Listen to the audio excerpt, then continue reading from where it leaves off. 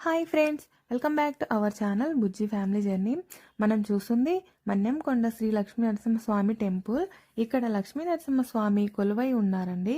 ఈ ఆలయం ఉన్న కొండపై నరసింహస్వామి స్వయంభుగా వెలిశారు. పూర్వం ఈ ప్రాంతంలో ఒక ముని తపస్సు చేస్తూ ఉండగా నరసింహస్వామి ప్రత్యక్షమై ఆయన కోరిక మేరకు ఆ కొండపై వెలిశాడని చెప్తారు. టెంపుల్ చుట్టూ ఉన్న ప్రకృతి సౌందర్యం భక్తులను మరింత ఆకర్షిస్తుంది. చాలా చాలా బాగుందండి. ఆ పెద్ద పెద్ద కొండరాళ్ళు, టెంపుల్ చూడడానికి చిన్నగా ఉన్నా కానీ ఒక పెద్ద కొండ కొండ రాళ్ళు ఉన్నాయి. ఆ రాళ్ల మధ్యలో స్వయంభుగా వెలిసారు స్వామివారు. టెంపుల్ చుట్టూ ఉన్న వ్యూ చాలా బాగుంది. ఈ ప్లేస్ మొత్తం కొండ ప్రాంతం అండి. పెద్ద పెద్ద కొండరాళ్ళు, ఆ కొండరాళ్ళ మధ్యలో స్వయంభుగా వెలిసారు స్వామివారు.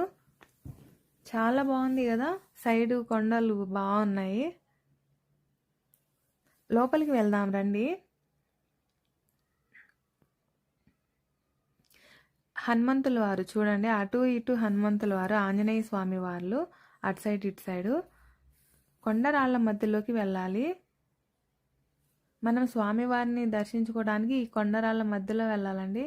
బాగుంది కదా, అటు ఇటు రాళ్ళ మధ్యలో చాలా బాగుంది. ఈ కొండరాళ్ళ మధ్యలో వెళ్ళాలండి స్వామివారిని చూడాలంటే.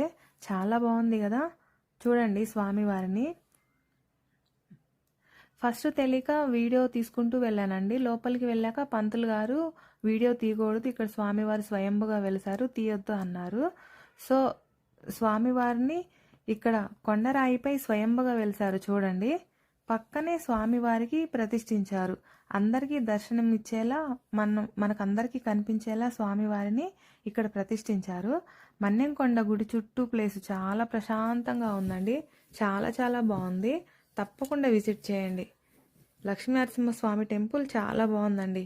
ఈ వీడియో మీకు నచ్చినట్టయితే లైక్ చేయండి, షేర్ చేయండి, సబ్స్క్రైబ్ తప్పకుండా చేయండి. Don't miss it.